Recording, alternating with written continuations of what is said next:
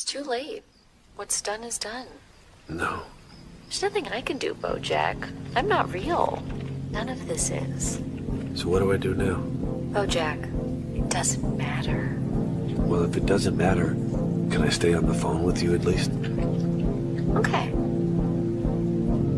How was your day? Good. Yeah? Yeah. My day was good.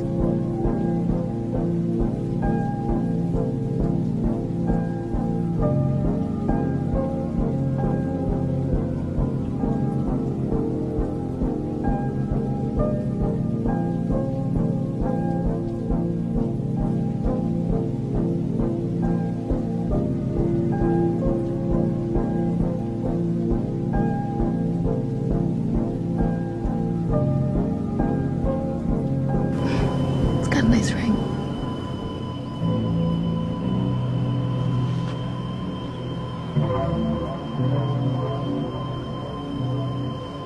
Who am I kidding?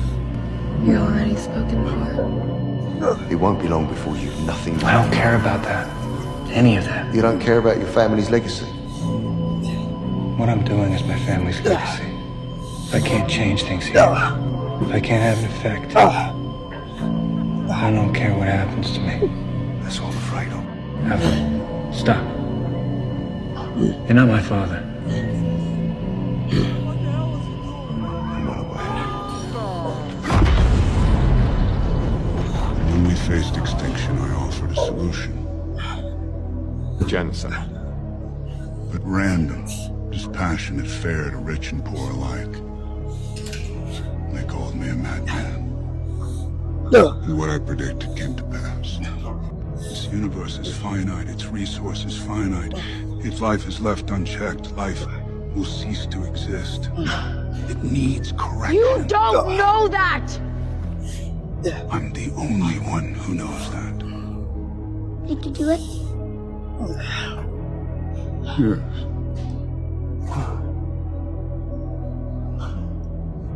What did it cost?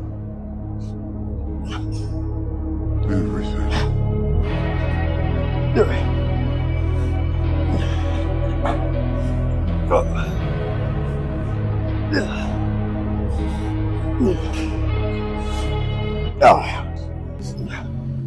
If you pan it down here, you see it's about 3 o'clock in the morning. Not a car or a person inside. If you pan over here, it's the same thing. Not a car or a person inside. People want to know where I find my strength at, where I get my strength. I get it from a lot of places, but right now, this morning, I'm getting it from, there's not a motherfucker that's up. There's not a car, there's not a person. Everybody's in their bed, sleep, dreaming that it's a Monday. Hey, it's a Monday. And I'm loving it. I'm loving it. Where everybody's getting weaker, I'm getting stronger. It's not about the running, the swimming, the push-ups, the sit-ups. It's about what those things do for your mentality. You don't get better on the daggone couch. You get better by coming out here, getting the fuck after it every daggone day. Stay hard. It was 9 days. What it's all about. Yeah. I don't care how good you are in anything. You don't have discipline. You ain't nobody. Right. You're nothing without discipline. Because you give up the slightest struggle without discipline. 100%. Who fought in these wars? You have no idea how big of a deal this is to me. I was not always this strong guy you see. I went through a lot of hard times in my life to get here today. Suffering before your mind starts saying we need self-talk. So what I tell myself is I go back to the months and years of preparation to get to that day. And I'm telling myself, it's 3:30 in the morning, I'm looking at my shoes, and I want to go out there and run 30 miles. I have to, in that second, in that moment of this self-talk, my mind saying, you gotta find more, you gotta find more. I once again calm down, go back into my mind, in my cookie jar I call it, and I have to reflect back on the shit I did to get here. And that becomes my self-talk. Self-talk does not work unless it is real. Most of us lie to ourselves in the self-talk. It doesn't work. It has to be real. It has to be something that you've done to make it really work. Be the guy who embraces the ugly, the miserable,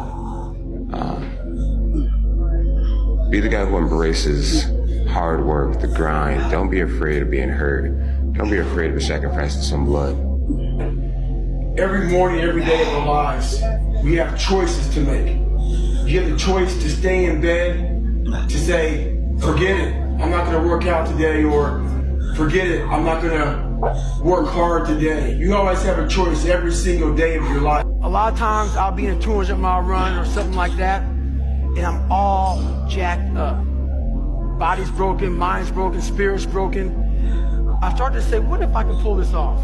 When I first walked into the Navy SEAL recruiter's office, he looked at me and said, there's only been 35 African Americans in 70 years making food. You know what I said to myself?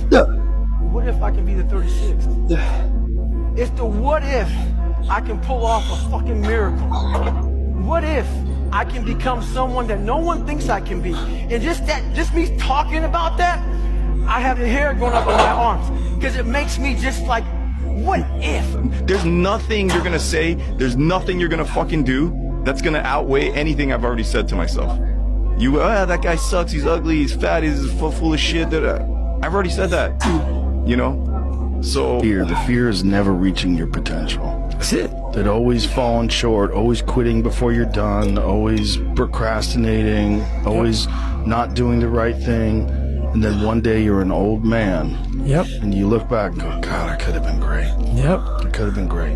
I never forget one time I was running by a graveyard when I was fucking just trying to become, I was fat. And I ran by a graveyard and I looked out there and I have all these epiphanies, man. I have all these fucking moments of like, it's crazy, man, of just thought. Cause I'm always by myself. I'm always in deep fucking thought about how to be better. And I look out there, I'm like, man, I wonder how many of you motherfuckers in there fucking just are so upset with how you lived your life. And fucking just regret how you lived it. And I'm running a 300-pound man thinking, man, don't fucking die like this, bro. Don't die like this. So people wonder where this shit comes from for me.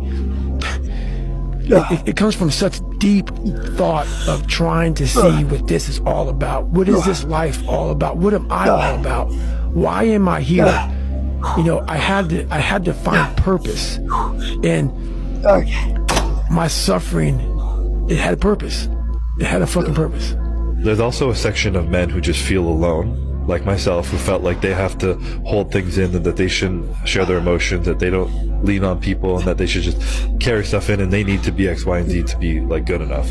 So there's this like balance of that, and you almost need to learn to, again, like I mentioned, like that, the masculine and the feminine, being able to integrate that.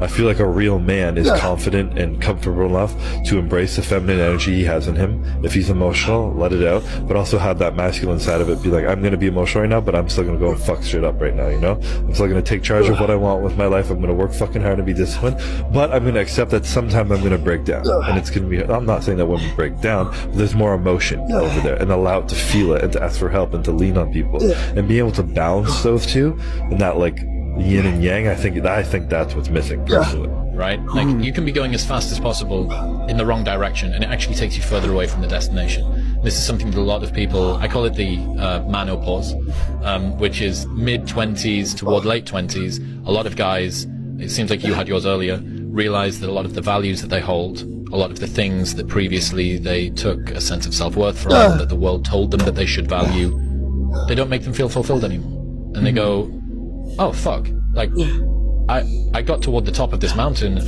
and I realized that it was the wrong mountain that I climbed, and actually I was supposed to be on that one over there. And it's difficult because in order to get to that one, you need to go back down this one that you've already climbed. You need to dispense with the stuff that you've got rid of. This is why I think introversion is such a cheat code, because like I feel like you're less at the mercy of other people's desires. Because even like for me, I noticed that if the more frequently and the more for a sustained period of time I'm involved in certain just patterns of behavior, oftentimes socially or just what I do in general, you just become locked in those patterns and it becomes more difficult. You have more of like a narrow perspective. So, you know, the brain's malleable, it just gets programmed in that way and you're just kind of operating that way. So for me, a lot of like the best insights that I've gotten are like times when I like completely just like fully detached and just enter this weird like meditative just like flow state of just being just so just alone. What I've learned is that most of the sabotage in your life is self-induced. Hear me out, okay? most of the sabotage Drop that the is chair a little bit so I self-induced get more of a stretch. in life is because you do not have the See, now, self-regulation I'm already to do that pulling which it you down. know you need to do. So you need to be able to ask yourself, right? You know you need to go to the gym. You know you need to start this business. You know you need to read this book, but you don't do it. Why? Why don't you do it? Not, oh, I didn't do it today. No, why didn't you do it? Why did you cave to the nonsensical bullshit in the perspective that you're above the grind, you're above the work, you're above the consistency? Because these are the things that are holding you back. We understand that consistency compounds. I've said this once and I'll say it again. But why is it that you know what to do, but you don't do it? Don't just say, oh, because I'm lazy. No, that's not good enough. Right? No, it's not that you're lazy. Something else is wrong. You need to be able to identify these things. And once you identify these things, you're able to tackle them effectively. It's because I fought for it. Because no one gave it to me. Because it was just me alone in the gym, me alone in the mirror, me alone in my head. No one did it for me. I worked for it, and I'm never going to let someone else take that from me. It's because, like, what bothers you about yourself? I just wish I just felt more comfortable in my own skin a lot of times, you know, because I feel like I would be able to be more effective as a person if I could just like kind of not toil in some of my own, you know, small self-worth issues or like lack of confidence at times. You know, I wish I could trust my instincts, and I wish my instincts were like better calibrated so that I knew when if I was doing like okay and good stuff, then my insides like told me you're being okay. You don't have to worry, you know. Not long now, huh? If you've got anything to tell her, I wouldn't wait. Alright. Oh, too late? I don't care how strong you are. I don't care how fast you are. I can see the future. You don't live to see tomorrow. You have no idea what I've been through! How much I've been holding back!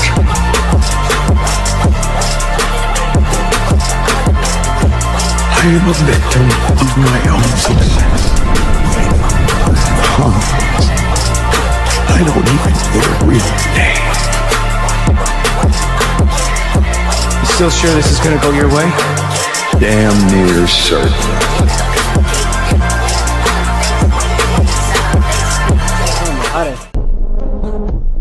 I'm gonna take everything from you. Like you took everything from me. See you back home, Spider-Man.